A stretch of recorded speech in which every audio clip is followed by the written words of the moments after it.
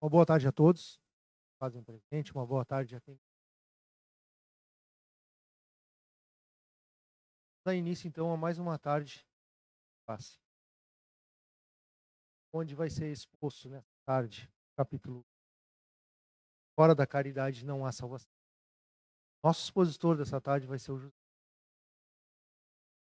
Ao pessoal que está em casa, não se faz presente, tem dificuldade de ou que tem as suas aflições e não está sabendo como lidar, pode separar uma vasilha com água, se procurem se concentrar sobre a explanação, sobre a exposição, fazer um auto-enquadramento, uma análise. Dentro desse processo, né, enquanto efetuamos a reflexão, abrimos campo de auxílio para que a espiritualidade possa fluidificar essa água. Nós que nos fazemos presente, vamos valorizar esse momento em que nos chegam esclarecimentos, oportunidades de raciocínio, para que a gente encontre as respostas que buscamos e possamos compreender melhor a vida. Então eu convido a todos agora a se desliguem um pouco da rotina, ou lá fora, que a gente foque nesse momento e façamos uma prece. Aqueles que não conseguirem executar, podem me acompanhar. Senhor Jesus, eu vos agradeço pelas inúmeras oportunidades que me concede. Vos agradeço pela vida,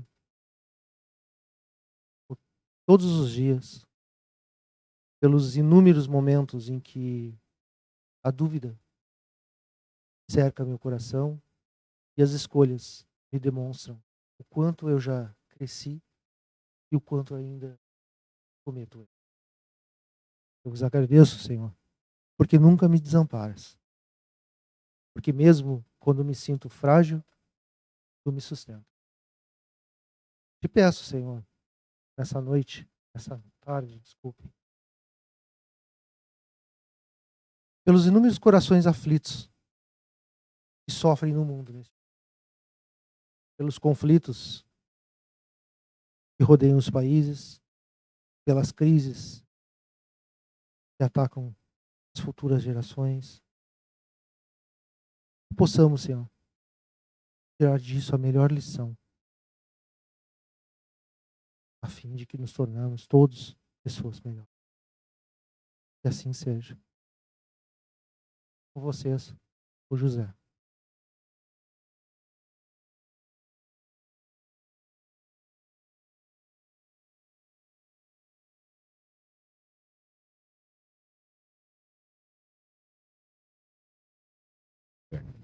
Boa tarde a vocês que se encontram aqui.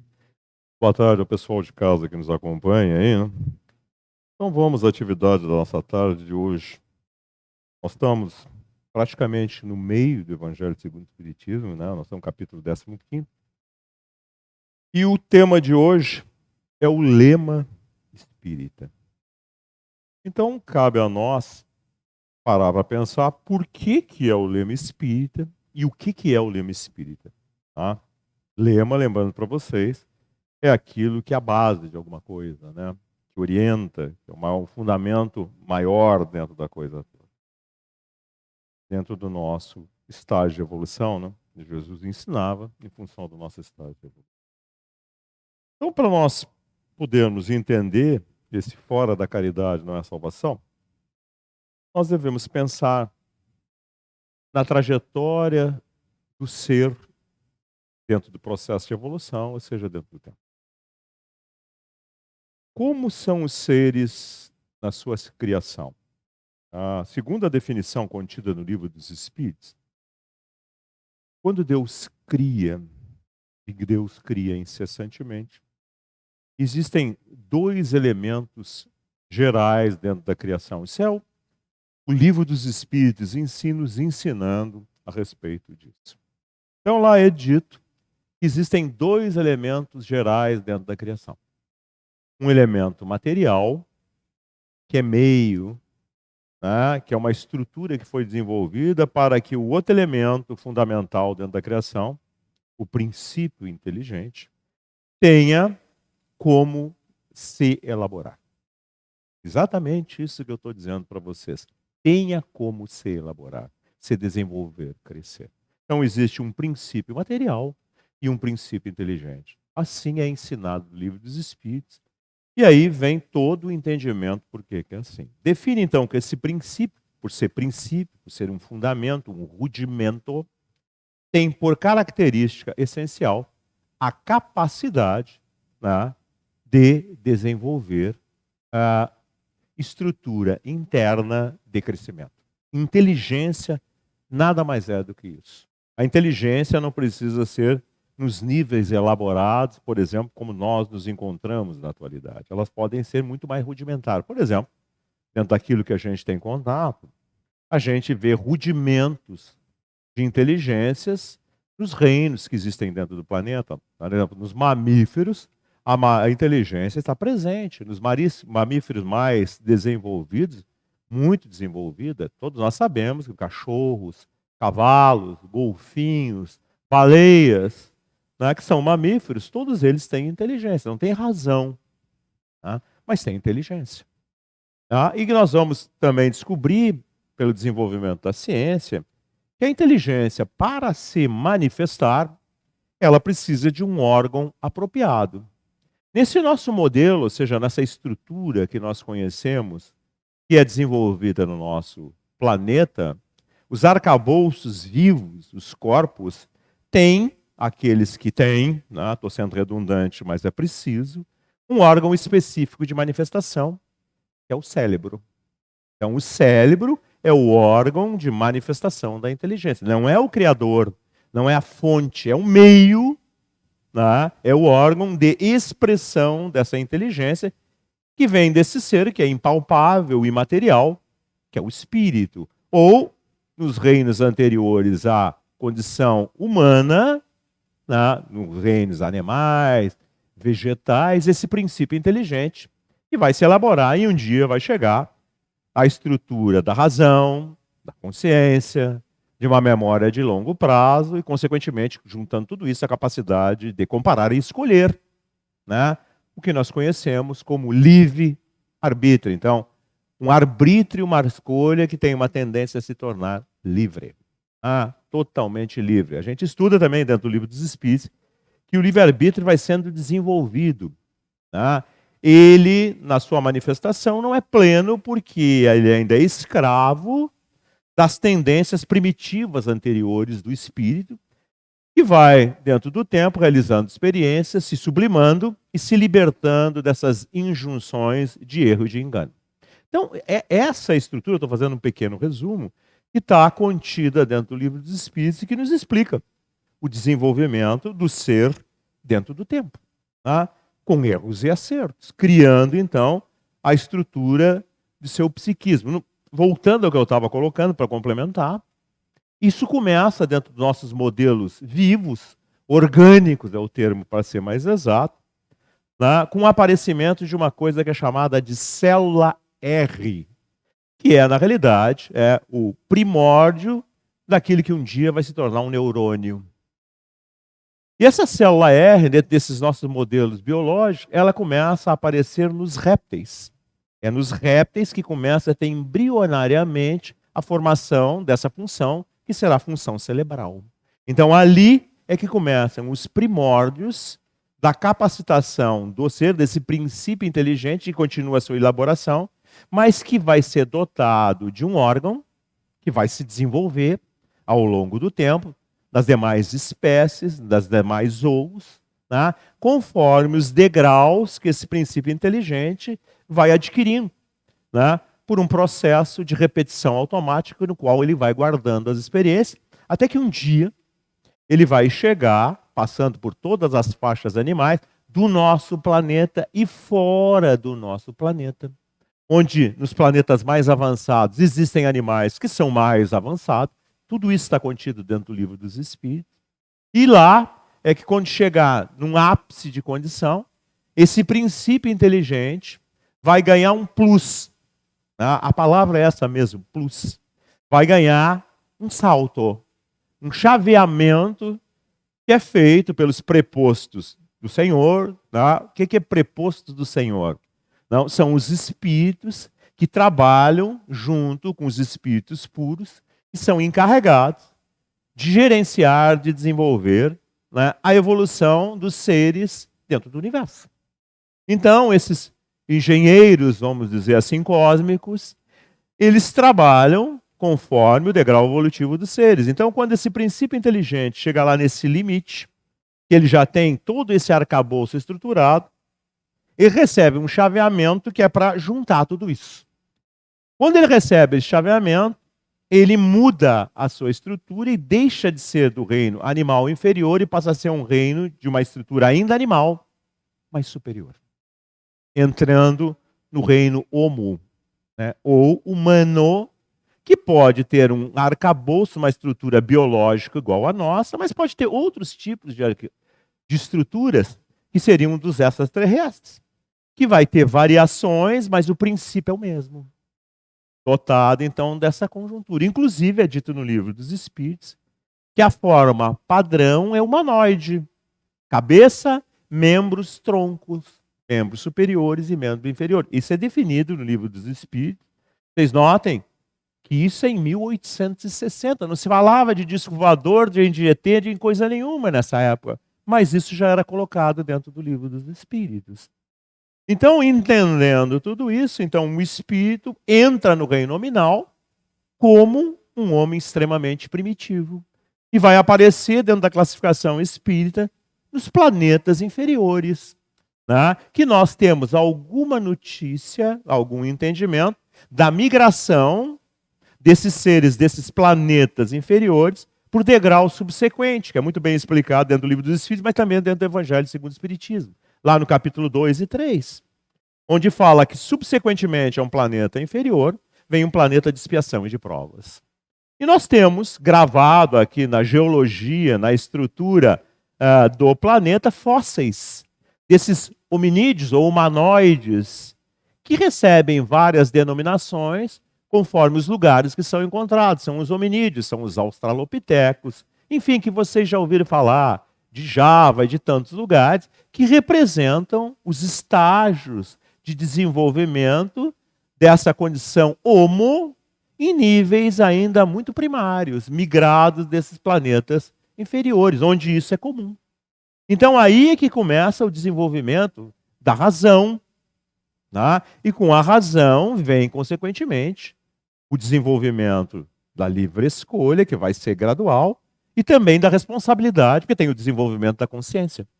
Então uma coisa é atrelada à outra. Na medida em que a gente cresce, também cresce a nossa responsabilidade. E Jesus define muito bem isso, dizendo a cada um segundo suas obras. O capítulo de hoje fala exatamente disso. Como isso começa? O que a gente tem na nossa estrutura aqui, histórica, gravado dentro do íntimo do planeta, descoberto pela pesquisa desses hominídeos? Inicialmente, eles são gregários, nômades, né? E por necessidade de sobrevivência e por um impulso natural, eles começam a constituir grupamentos. E esses grupamentos são feitos por arranjos de seres de sexo diferente que se atraem, se juntam, tá? Se estruturam e geram as proles, gerando a base fundamental daquilo que é a sociedade como nós conhecemos. A sociedade, desde os tempos primordiais até hoje. Essa união de seres gerando exatamente uma estrutura com prole, com filhos, é o que nós conhecemos com o nome de família. A união das famílias constitui a sociedade. O que foi tratado na semana passada? Foi tratado sobre a família. Tem um mandamento dentro lá da lei mosaica, feita por Moisés, que fala sobre isso, desse primitivismo ainda do ser, dentro dessa estrutura familiar. O título do capítulo da semana passada é Honrai vosso pai e vossa mãe. Por que isso está contido dentro da lei mosaica? O hebreu, como todos nós, mas de forma ainda mais rudimentar, mais primitiva, isso nós estamos falando de 4.000 anos atrás, era muito utilitarista. O que é isso?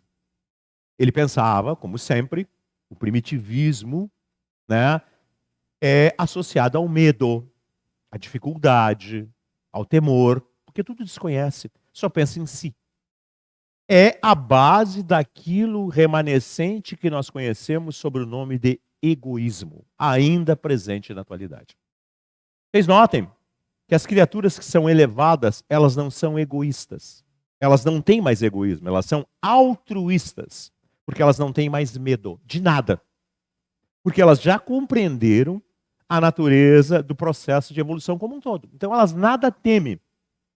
No fundo, elas se irmanam à estrutura plena da criação. Ou seja, é aquilo que São Francisco, por viver, por sentir e compreender, ilustrou de forma poética. Quando ele diz assim, irmão sol, irmão lua, irmão animal, é um sentimento, é uma compreensão de integração plena para com tudo. Ele não é mais um ser que é carregado pela vida para se desenvolver. Não. Ele é alguém que compreende a vida e se torna alguém pleno dentro da vida. Ele é solidário, ele é um agente de Deus para o desenvolvimento da evolução. Por isso, o sentido de irmandade, de integração. Ele é um membro desse universo. Esse universo que nós conhecemos algumas instâncias, alguns níveis, né, que nós conseguimos atingir, mas existem muitos outros que nós ainda não conseguimos atingir, porque não temos desenvolvimento para tal. Já fazemos menção, ideia, a própria ciência já elabora esses níveis que existem de dimensões. Então, dentro da física, da matemática, a gente já não fala mais apenas no sensorial, no tridimensional, né, nessas relações das 3 dimensões físicas e do tempo. Já se fala em muito mais dimensões. Né? Aí se cria aquela ideia que vocês já ouviram falar de multiuniversos, que não é aquela coisa do cinema, mas que são sobreposições de níveis evolutivos, que também é estudado dentro da doutrina espírita, que fala que os espíritos se encontram em níveis diferenciados segundo seu degrau evolutivo. E lá explica muito bem, diz que a gente só consegue se relacionar, compreender, visualizar o que está do nosso nível para baixo. O que está do nosso nível para cima, a gente não percebe. Então, notem que nós estamos aqui, né? Alguns que têm uma faculdade que determina um grau de isolamento não tão intenso como a grande maioria, conseguem entrar em relacionamento com esse mundo espiritual imediato. Se diz que são portadores de mediunidade ostensiva. O bloqueio do sistema nervoso não é tão intenso, então eles conseguem estabelecer essa relação. O que a gente aprende na prática e no livro dos Espíritos? Que a gente só consegue, estou repetindo, se relacionar com aquilo que está no nosso livro. Então, os espíritos desencarnados, a maioria deles só consegue se relacionar com os demais espíritos que estão no seu nível e com a humanidade encarnada, porque o nível evolutivo é mais baixo. Para cima, eles não têm relação. Eles não enxergam os espíritos mais elevados do que ele. Como existem vários degraus, existe inclusive, a partir da pergunta número 100 do Livro dos Espíritos, uma escala que lá foi feita pela São Allan Kardec, não de forma absoluta, mas de forma didática, dividindo no método mais simples que existe, um extremo, outro extremo e o meio. Então são 3 pontos ou 3 ordens bem colocadas lá dentro. O início da jornada, o desenvolvimento da jornada e o final da jornada. Nessa faixa humana, né, nessa faixa da razão, no qual o indivíduo ainda precisa desse princípio inteligente, da forma, da matéria para aprender. Quando ele chega no final disso, ele se torna um espírito puro, ou puro espírito, e não precisa de mais nada disso. Isso a gente estuda. Eu só estou ilustrando para poder a gente, né, unir os conceitos que são estudados lá dentro com a vida. Então, dentro desse desenvolvimento, dentro do tempo, a gente vai se agregando e gerando experiências. Gerando, que é um outro capítulo do Evangelho segundo o Espiritismo, famílias. Existe, então, uma família consanguínea, que é essa família da carne, no qual os espíritos são atrelados por necessidade. Nem sempre são muito compatíveis. Por quê? Lá é explicado. Porque nem sempre a reunião em família consanguínea é feita por seres afinizados. Muitas vezes são seres antagônicos. E, na realidade, têm de se aproximar. Eles têm querelas entre si. Então, a gente estudando e vendo o fenômeno mediúnico, a gente vê que inimigos, muitas vezes, renascem dentro de um mesmo seio familiar. E aí se explica os antagonismos entre pais e filhos, entre uma série de situações que a gente vai entendendo. E por que isso é necessário? Porque, na realidade, isso é explicado numa outra parte, a gente faz exposição a respeito disso. A dificuldade que a gente tem para com um ser é a dificuldade que a gente tem com aquilo que aquele ser representa. O ser não é o problema. Ele, como nós, é imperfeito. Né? Tem as suas visões, seus limites, seus acertos, seus enganos, e age assim. O problema é que a gente confunde o que ele faz com a natureza dele próprio. Então a gente acha que ele é causador, quando no fundo é a nossa inadequação, a nossa incapacidade de lidar com aquilo que ele coloca. E vocês notam que é um contrassenso. E Jesus falava a respeito disso. Se ele é errado, na minha concepção, e eu o condeno, por que eu vou ter uma reação equivalente à dele? Como é que eu condeno uma coisa e vou fazer exatamente a mesma coisa? É uma figura que Jesus criou, disse, quando te baterem numa face, dai a outra. Se tu sofre uma agressão, como é que tu vai reagir com uma agressão? Existem vários tipos de reações. Não é só agressão de reação física. Toda reação física tem no seu seio, na sua estrutura, uma reação emocional. A gente dá vazão a essa reação física conforme os condicionamentos. Se o sujeito não é mais poderoso, mais forte do que eu. Se o sujeito é mais poderoso, mais forte, ou seja, ele tem qualquer condição e eu meço e digo, pô, vou me dar mal, eu não faço, mas lá por dentro eu tenho a reação. Então notem que eu não estou falando de coisas externas, estou falando de coisas internas. Tá? Então isso é da estrutura do ser, do seu primitivismo. E como essas famílias são montadas dentro do tempo, e quanto mais para trás, mais primitivo a gente era, lá no tempo de Moisés, há 4.000 anos atrás, isso era muito notório. Então o que os indivíduos faziam? Que nem hoje. Uma estrutura é formada por pai e mãe, nasce filho. Os filhos se desenvolvem, os pais vão ficando velhos, é uma regra natural. E quando os filhos atingem uma idade mais avançada, os pais estão numa idade muito avançada. Dentro do utilitarismo hebraico, o que se fazia? Pai não tem mais força para se sustentar, mãe não tem mais força para se sustentar. É um peso em termos materiais. Era abandonado.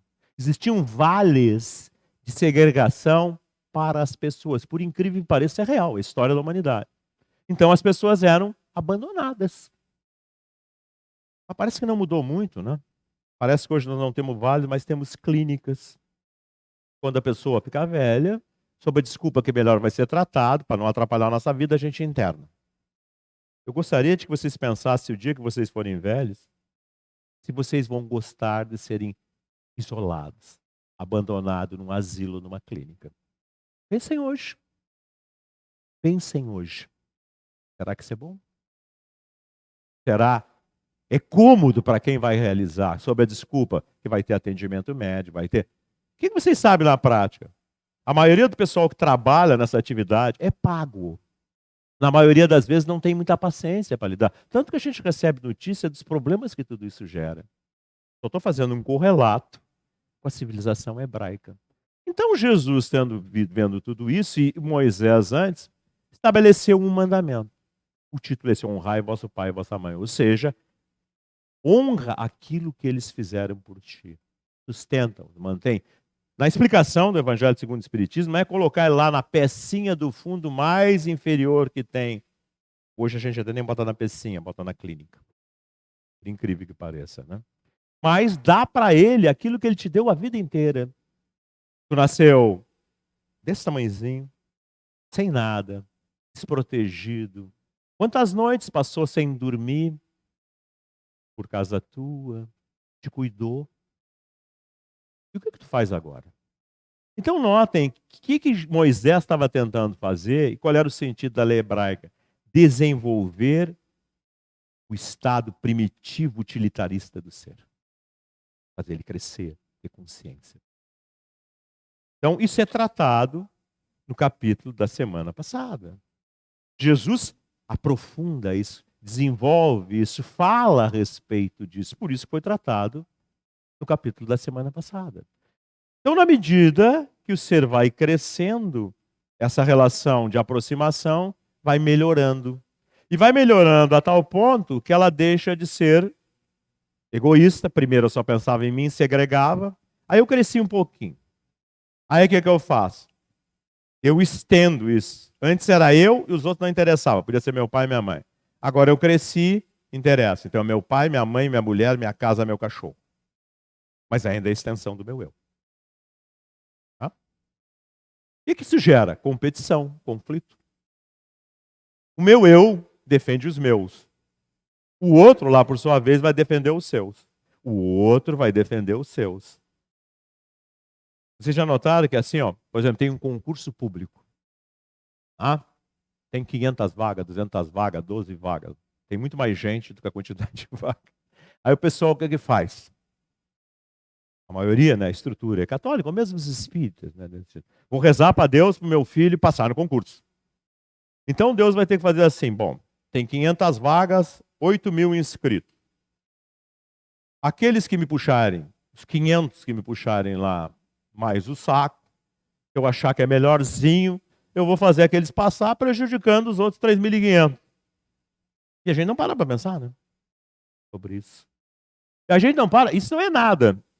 A gente deveria pensar assim, será que é bom para o meu filho, seja para quem for passar no concurso? Será que ele não é muito bobalhão, muito iludido ainda, que passando nesse concurso ele vai se encher de vento?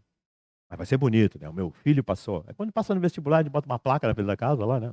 Meu filho passou. E bota o lugar. Se foi no primeiro, bota maior que tudo lá. Primeiro lugar na FURG. Por que vocês acham que é isso? Vocês já viram assim, alguém botou, meu filho rodou no vestibular. Não tem nenhuma placa na frente de casa, tem? Ninguém bota isso. Né? Pense. Estou falando de coisas objetivas, claras, a respeito disso tudo. Mas voltando então para a nossa situação, será que seria bom para ele? Ou será que muitas vezes, o que a vida faz? Paulada. Para que serve isso? Quebrar o ego? Menos. Se tornar mais humanizado. Não ser tão deslumbrado. Vocês notem, olhem para a vida de vocês. Quando a gente está bem, em todos os sentidos, fisicamente, está na pujança da idade, a gente se acha lindo de morrer, se produz, faz um monte de coisa. Está bem economicamente, tem tudo que o consumo pode dizer. A gente é um deslumbrado. Parece um pavão na rua. Lembrando sempre que o pavão é muito bonito, mas tem uns pés horríveis, que é onde ele se encosta no planeta. Né? A gente é assim. Mas a vida sabe o que faz. O que ela faz? A gente envelhece, as coisas, né? A beleza vai se indo. Se tiver alguma beleza é interior que fica, se não tiver, não fica nada. Muitas vezes existem reveses dentro da vida, perde-se emprego, perde-se dinheiro, perde-se tudo. Você já pararam para pensar por que é assim? E o que isso produz? Se a gente olhar para a gente mesmo e for honesto com a gente mesmo,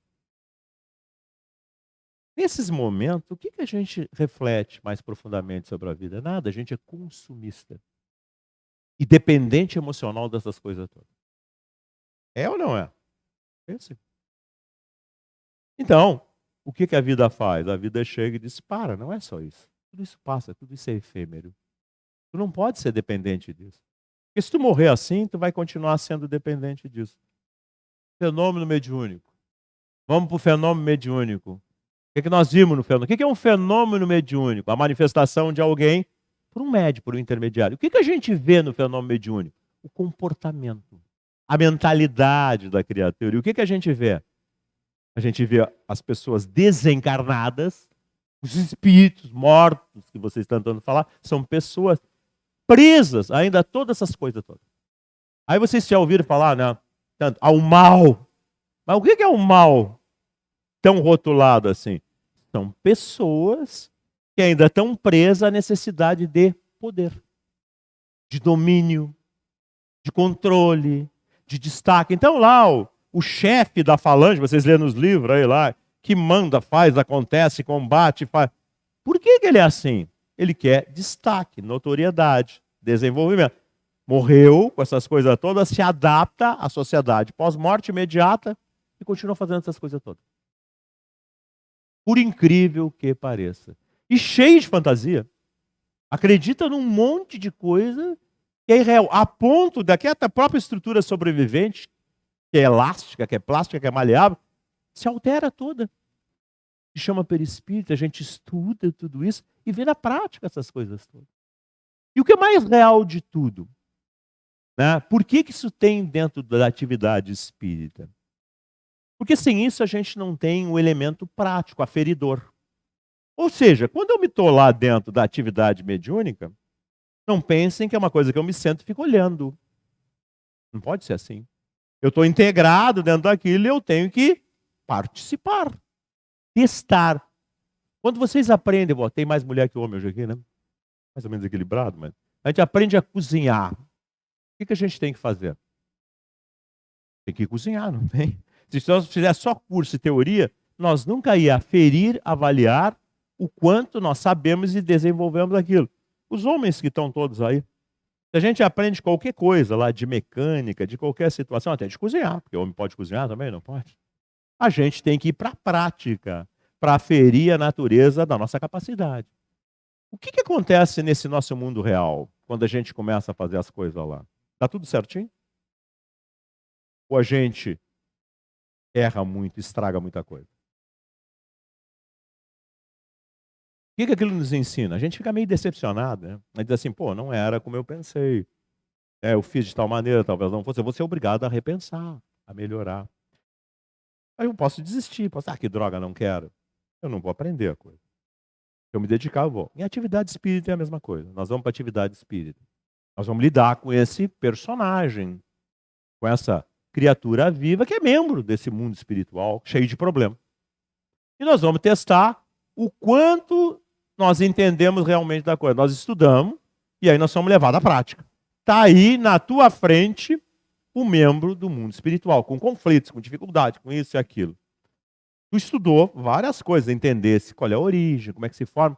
Tu tem que te relacionar com isso. Tu acha que tu é melhor que ele, porque tu estudou mais. Então, se tu é melhor que ele, tu tem mais capacidade. Se tu tem mais capacidade, tu tem meio de compreendê-lo e de ajudá-lo a se dar conta do que ele está. Ele vai ser resistente. Ele tem um ego, né? Ele vai querer. Então não é uma questão só de palavras, é uma questão que tu tem que ser uma atividade, tu tem que demonstrar para ele, pela tua própria vida, que aquilo que tu diz é verdadeiro e funciona. Porque ele vai sair atrás de ti para ver se é verdade. E aí nós começamos a esbarrar num problema prático. A gente vê isso dentro das atividades de estudo e desenvolvimento de uma instituição espírita séria, isso que mais acontece. Porque a gente acha que é só teoria. E a gente é levado à prática, e a grande maioria ou desiste, abandona, volta por seu mundinho iludido, porque um dia isso vai passar e ele vai cair nesse mundo espiritual, vai morrer. Não tem como. E vai entrar dentro dessa conjuntura. Não tem como fugir disso, todos nós morremos. E o que é assim, não tem como modificar. Ou ele vai começar a repensar, se olhar, se dar conta e começar a desenvolver valores para poder lidar com tudo isso. Então o fenômeno mediúnico serve para isso. Para a gente aferir o quanto nós entendemos e o quanto nós desenvolvemos desses valores que são ditados, explicados por Jesus, como aquilo que deve ser desenvolvido para o indivíduo evoluir ou crescer. Então essa é a estrutura fundamental. E aí que nós chegamos no capítulo de hoje, que diz que, comparando o ser dentro do tempo, ele tem que se libertar dessas injunções do medo, do primitivismo, do egoísmo. Lá no Livro dos Espíritos, na pergunta 918, estou dizendo para vocês onde está, fala que o maior problema dos seres é o egoísmo. Então, notem, por que o egoísmo é um problema? Primeiro, que ele é uma manifestação de primitivismo. Notem assim, se eu sou um ser desconfiado, nas nossas relações emocionais, qual é a primeira manifestação dessa desconfiança? Ciúme. Ciúme. Ciúme é uma coisa que te come por dentro. Tu está trabalhando, estás com a cabeça, com a dúvida lá. Tu está em casa, estás sempre procurando alguma coisa para ver. Notem que inferno interno é isso. Que nível de conflito e de insegurança. O que adianta isso? Aí o que a gente faz? A gente fica olhando, roubando, procurando.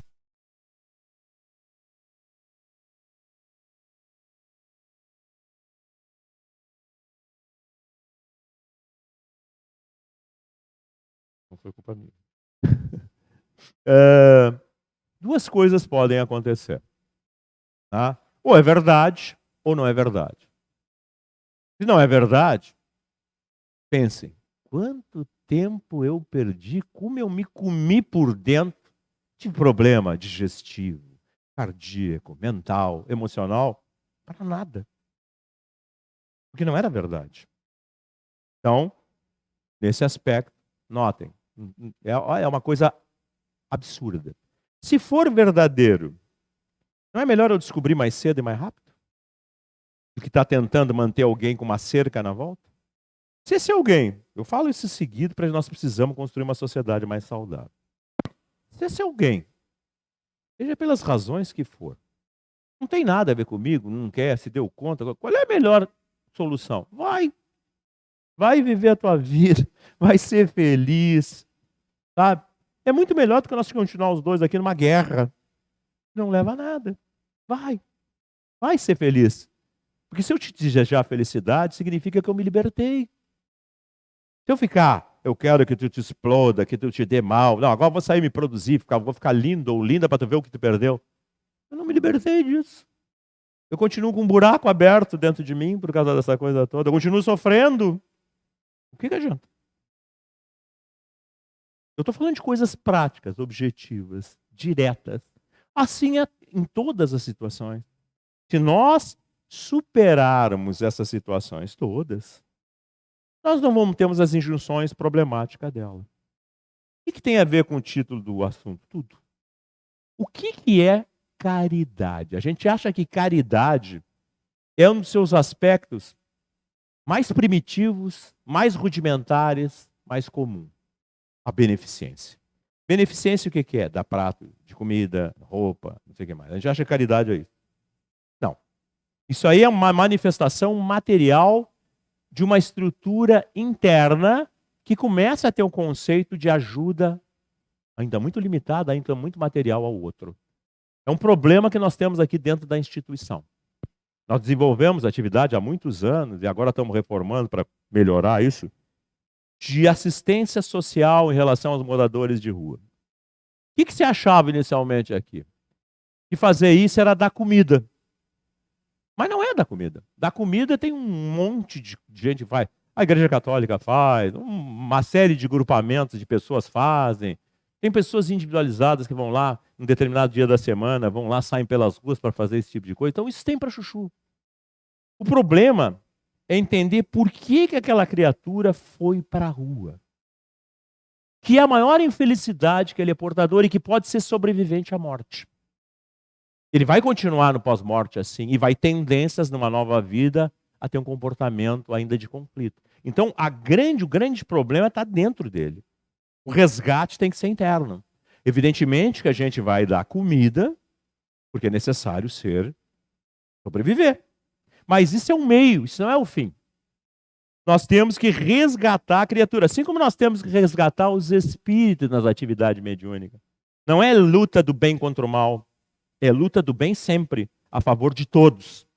Nós temos que tirar o indivíduo do conflito, da fixação, porque isso é que o torna mais infeliz. Não é o problema ele ser o chefe da falange. É uma ilusão, isso torna ele, continua ele infeliz.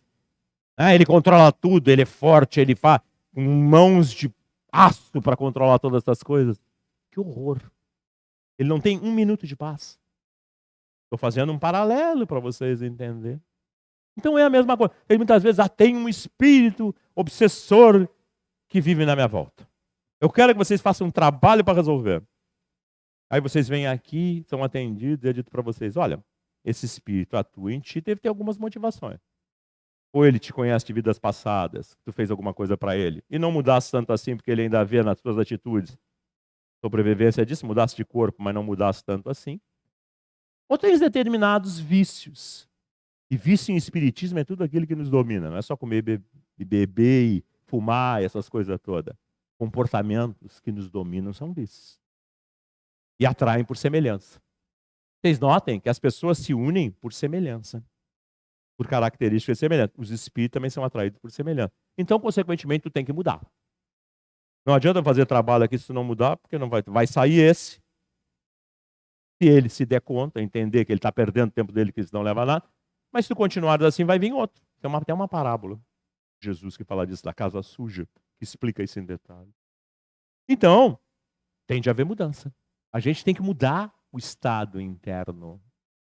Então, essa mudança desse medo, dessa fixação em si mesmo, desse egoísmo, vai fazendo o sujeito se libertar dessas coisas todas. A trajetória dentro do tempo, quando ele começa a fazer isso, até ele chegar à plenitude disso, se chama caridade. Quando ele chega na plenitude, passa de caridade para amor. Mas até ele chegar lá, é caridade. Por isso que a caridade tem vários graus, vários níveis. Começa na beneficência, que é a manifestação mais rudimentar, porque é fácil eu dar um prato de comida. Não é? Ah, não, mas é muito difícil. Não, se eu tiver um pouquinho, mais sobra lá um pouquinho, tanto que a gente vai lá, olha lá e dá. Então é fácil, fácil dar roupa. A gente tem brechó que recebe doações em quantidade de roupa que as pessoas não querem mais. Mas isso é o início, não é? A caridade essencial, mais profunda, é aquela que eu dou de mim. E dou para quem não tem. Então eu sou atacado por uma pessoa. E o que eu faço? Eu reajo igual a ela? Não. Notem quando a gente briga com alguém que gosta de discutir, a gente discute com a pessoa também. Aí se a gente ficar quieto, baixar a cabeça e deixar ele discutir, ele fica brabíssimo, mas passa a intensidade da coisa, ele não tem como brigar mais, ele não vai brigar com a parede e para. Pensa se não é verdade o que eu estou falando para vocês. O difícil é a gente conseguir fazer isso, né? O ego não deixa. A gente tem que se defender, reagir, argumentar, essa coisa toda.